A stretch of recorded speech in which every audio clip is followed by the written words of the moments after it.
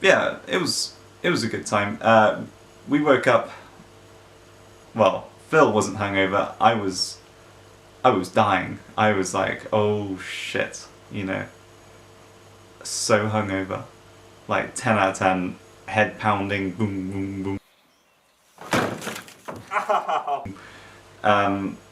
And we decided to go out for a cig. Again, we were chain smoking, so I'm gonna say this a lot. Got outside, lit it up, and this guy comes up to us, and it's just like, can I buy a cigarette off you guys? Phil was like, yeah, sure. Started rolling it, handed it over. He was like, thank you very much. And he started explaining to us about his night before. Yeah, talk me through the night. Okay, well, there I was at the pub quiz, enjoying everything that I thought was Insomnia, and then I got a little bit too drunk. Something that happens quite often, and I ended up in the expo hall with no shoes on and in the cosplay area. I'm not really sure what to do. I was just sat there like, where am I? Why am I here? And then this random guy approached me. He was like, "You're not wearing any shoes." I'm like, "Where are my shoes?" He's like, "I don't know." And then I just sort of went on a quest to find my shoes in the morning before the expo started, which it now is, and I found my shoes, so it's all good. Everything's good. Life saved. Yeah. Big deal. Just another day in the life of an Insomnia participant. That's that. Yeah, I guess that's about it. So how'd this one compare to the other ones that you've been to? A lot more worrying, but I think it's quite small. It's a lot more died down. There's less hype, but I don't know. That kind of makes it a little bit more comfortable, So yeah, it's one of them. Yeah. Well, we were absolutely fucked. Yeah, same. I think everyone was, to be honest. I mean, I'd be pretty fucked if I saw that queue for the bar. Yeah. Jesus Christ, 30 minutes to get a drink is a bit ridiculous. And no Bethesda beers, which usually there's like 30 beers on the table. Where were they? Nowhere to be found. Oh well. Maybe next year. Maybe. There was a lot of people around Insomnia that had these stories of them losing their shoes. I came across one cosplayer dressed as Batman who apparently had woken up in a toilet upside down with his head on the edge of the bowl with his legs up in the air. Hi, I'm Batman! With the stall open without his shoes. Anyway, went back into the main hall. Awesome. Just, kind of went around the stalls, played some more games, played some retro games. I got dominated on Mario Kart 64, that is. No one can beat me on Double Dash. Describe your lose. No. How does it feel to get 16-0? Nil to you, Cody? No. Stop it. Put the music back on in a minute. How does it feel? How do you feel? Hey. How do you feel? Put the music back on. How do you feel? Look, he's so happy. Ah, twat. But they didn't have it there. Again, I would have liked to have seen it, but they didn't have it there. Bought some games, bought The Thing, Torok, and Time Splitters 2. Great games. I loved Future Perfect, so I was very happy to see them at reasonable prices.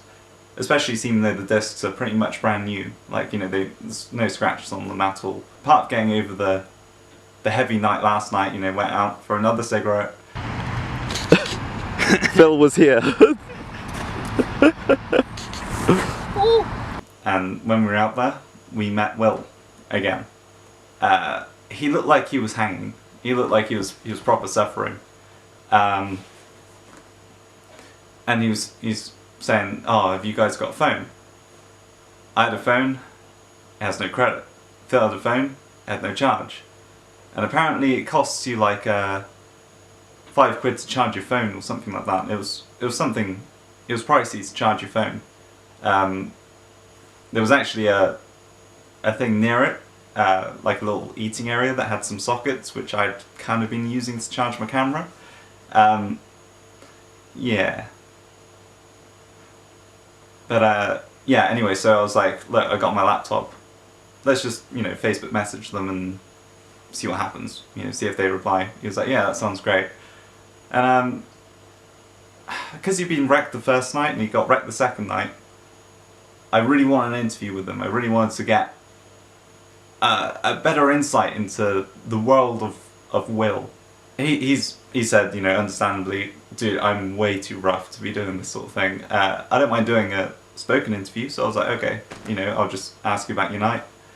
Maybe do a post about it. We sat down outside of Hall 2 and, you know, he was kind of going on the laptop and I was asking about his night. And he said that he got absolutely wasted and started talking to a security guard about Alexander the Great. A conversation of which that he didn't start. He went on to mention, you know, because I mentioned the games that I'd bought. And he was like, oh yeah, The Thing. Oh, it's such a good game. And it is. And he said that his dad had worked in Antarctica at a research facility in the middle of absolutely nowhere. And apparently every single Halloween these guys will just sit down together and watch The Thing. And that must be the eeriest shit. That's definitely going on my bucket list. We decided to, you know, go back into the hall, keep checking around, you know, see what was around. I got another interview with another indie game. So like, here's a little bit of the footage that I got from that interview. Really approachable guys again. Great game. It was like a side-scrolling, retro-esque shooter. It was, you know, a little spaceship going up and down. Really cool element of it is that you can flip the ship and scroll left or right. And like, flipping the ship was part of the tactics of the game, because that's how you avoid the fire. And there's lots of bosses, lots of, you know, power-ups. It's brilliant. It's like a revamped Wings of War, and that's exactly what I wanted. Who came up with the idea? So this game's been created by Jonathan Paul of 456 Pixel. He's an old school retro gamer and he wanted to make a game that kind of captures how you remember those old school shoot 'em ups being back in the day on the C64 and the Spectrum. Yeah. And we're actually helping him to bring that game as publishers to more platforms.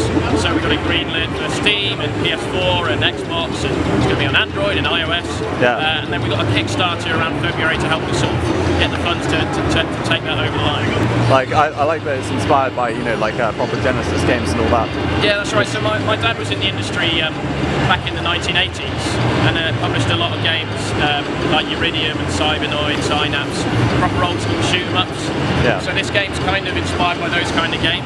So that's why we partnered with John to kind of bring that to our community who are into that kind of stuff. So yeah, it's proper old school action, power-ups, boss battles, all of that good stuff. But we've got obviously modern graphics, modern features, online leaderboards, you know, medals, achievements, all of that good stuff. It's like the best of the old in time of the new. Yeah, exactly. Yeah. So John's sort of philosophy when he's developing it was to make a game that is like how you remember those games were, not how they actually are when you boot them up, because sometimes you boot them up and you're like, oh, I swear I remember it looked better than this, but this is your memory of how it looks, you know, it's like how they were in your imagination, which I think is a really good philosophy for the game. It's kind of captures retro but brings it, you know, into the 21st century. So there was a lot of cosplay going on. Saw Batman. Batman spotted. Yeah.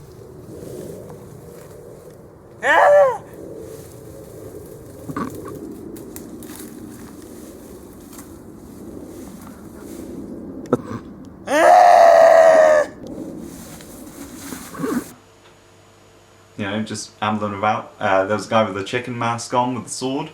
That was pretty cool. There was Iron Man, and there was this one woman, obviously working at the event, dressed up as Magikarp.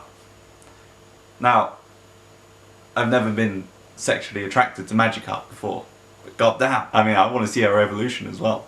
Maybe some Dragon Rage, maybe a little bit of Splash. What was it saying? Yeah, something about cosplay. Yeah, oh! Yeah, there was this guy dressed up in a full power suit. We met him outside. He was just like, I thought he was doing it off his own back, you know, just came into the event like that, but apparently he was working there. And there was like a cosplay section where you got to dress up as your favourite characters, you know.